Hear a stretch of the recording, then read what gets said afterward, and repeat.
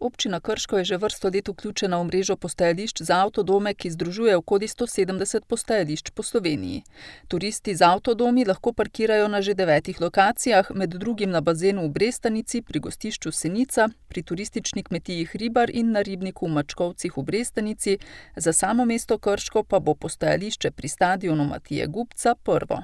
To postajališče za avtodome je namenjeno 12 avtodomom. Postajališče pomenijo, da lahko tisti, ki pride tukaj prenoči 1 ali 2 noči, potem gre spet dalje naprej.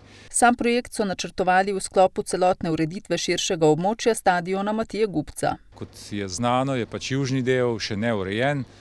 Gre za dokaj neurejeno območje, na katerem pa je predvideno več športnih objektov. Eden od teh je seveda tudi postajališče za avtodome, in sicer v sklopu parkirišč za bazen. Ob pomislekih v Krškem, da gradnja postajališča posega v prostor bazena, pa župan odgovarja. V letošnjem letu skupaj s plavalnim klubom Celolozar iščemo oziroma postavljamo osnove za projektiranje, in sicer je načrt, tudi denar je predviden za to, da bi v letošnjem letu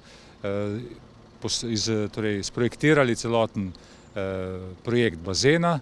V naslednjem letu pa so že zagotovljena sredstva tudi za začetek del. Stanko torej zatrjuje, da bazen bo del kompleksa okoli stadiona, skupaj s postajališčem za avtodome pa naj bi predstavljal celoto. V nadaljevanju pa bomo uredili tudi južni del tega kompleksa, se pravi, tam je predviden kolopark oziroma mesto za kolesa, kjer naj bi se bilo namenjeno kolesarjem, pa tudi čolnarna in še nekatere druge vsebine, tako da naj bi komplet ta del uredili v nek zaključen kompleks za šport. Ureditev postajališča za avtodome se počasi zaključuje. Pričakujejo, da bo v roku 1 meseca dokončano in predano v uporabo.